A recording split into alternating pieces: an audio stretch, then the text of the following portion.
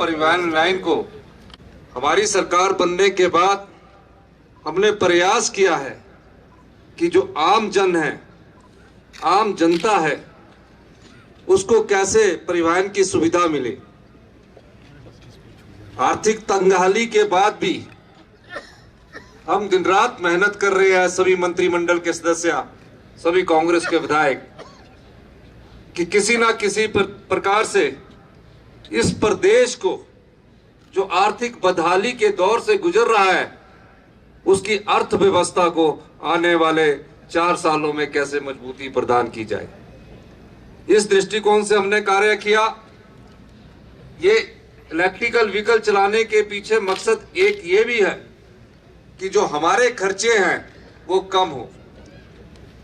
इस योजना को हम पायलट योजना के तहत देख रहे हैं और अगर ये सफल हुई तो 1 साल के अंदर हिमाचल प्रदेश के सभी विभाग इलेक्ट्रिकल व्हीकल में तब्दील कर दिए जाएंगे। HRTC बहुत बड़ा ट्रांसपोर्ट डिपार्टमेंट है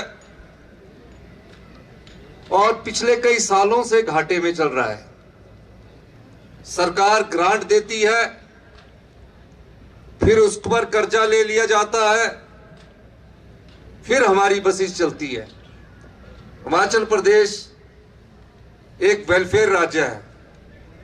हम उन स्थानों पर भी बसें भेजते हैं जहां 2 सवारी होती है।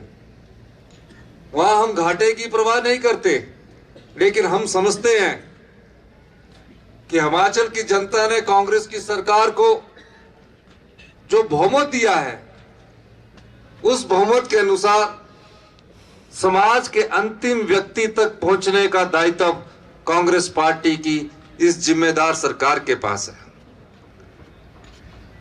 जो रूट पिछली सरकार के द्वारा बंद कर दिए गए थे, मेरी उप मुख्यमंत्री महोदय से बातचीत हुई, इन्होंने तुरंत प्रभाव से उन रूटों को चलाने का आदेश दिया। जब हमने परिवहन विभाग का खाका खंगाला तो तकरीबन 700 करोड़ रुपए का कर्जा उस पर भी चढ़ा हुआ है।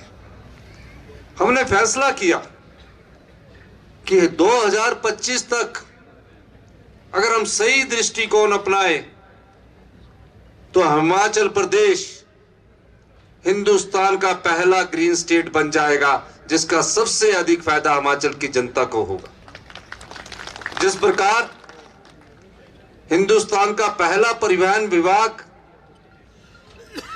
ग्रीन विभाग बन गया, उसी प्रकार हम इस दृष्टि से आगे बढ़ रहे हैं।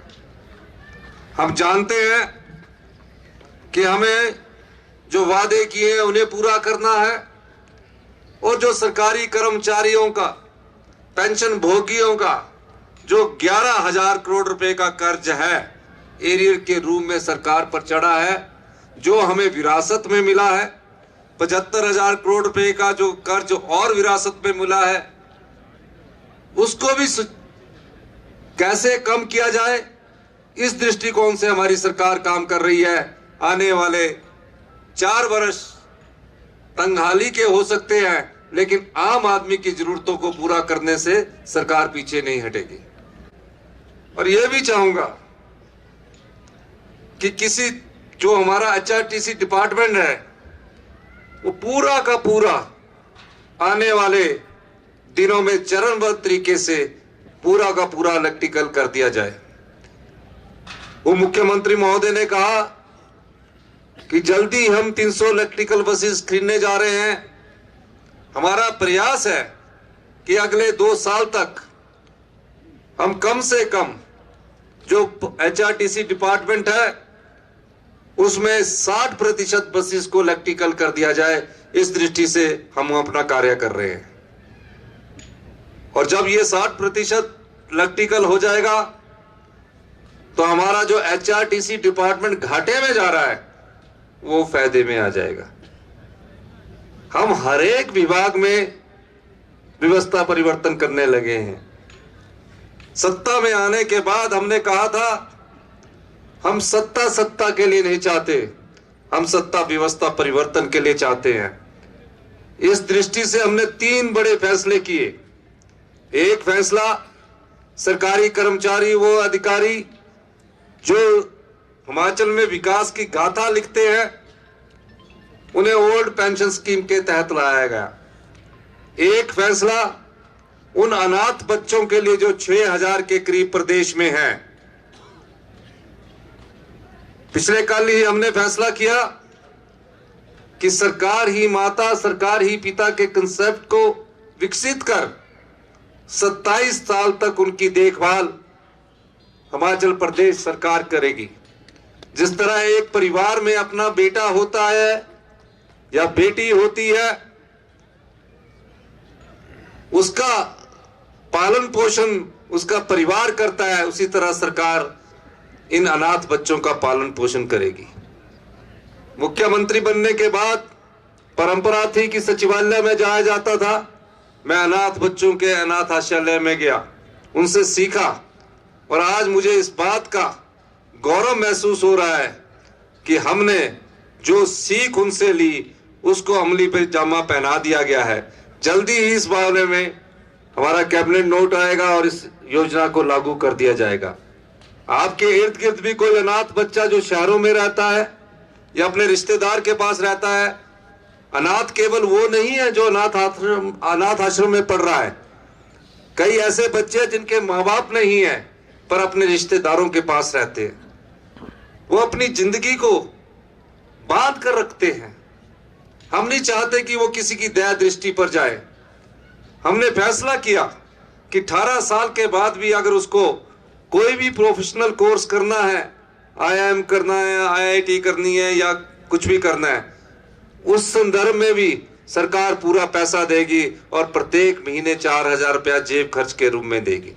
27 साल तक सरकार उसका ख्याल रखेगी और मकान बनाने के लिए भी अगर उसे जगह की जरूरत होगी तो 4 विश्वे उस अनाथ बच्चे को जिसके माता नहीं है, पिता नहीं है, ये सरकार उपलब्ध करवाएगी। तीसरा, ये सबसे महत्वपूर्ण फैसला ये कि परिवहन विभाग पूरा इलेक्ट्रिकल हो गया और आने वाले समय में हिमाचल की भौगोलिक स्थितियों को देखिए, हिमाचल की सुंदरता को देखिए। अगर ये प्रदूषण मुक्त हिमाचल प्रदेश हो अगले 3 साल में अगर हो जाएगा, मैं कह सकता हूं आपकी आर्थिक समृद्धि आएगी। कितने होटल व्यवसाय वाले लोग हैं जो आज ये देखते हैं लोग बाहर से हिमाचल में रहने के लिए आएंगे, और हमारी आर्थिक समृद्धि का प्रमुख कारण प्रदूषण मुक्त हिमाचल प्रदेश जब होगा तो हमारे आय के साधन बहुत अधिक होंगे। इन्हीं शब्दों के साथ मैं एक बार फिर से सभी मंत्रीगण का, सभी पत्रकार बंधुओं का, अधिकारियों का और जो भी हमारे साथ आए मुख्य अतिथि है या अतिथिगण है, आप सबका धन्यवाद करता हूं कि आप इस व्यवस्था परिवर्तन में हमारे साथ शामिल होना चाहिए और हम आपके साथ आपकी समस्याओं को निपटाने के लिए कंधे से कंधा मिलाकर आगे बढ़ते जाएंगे।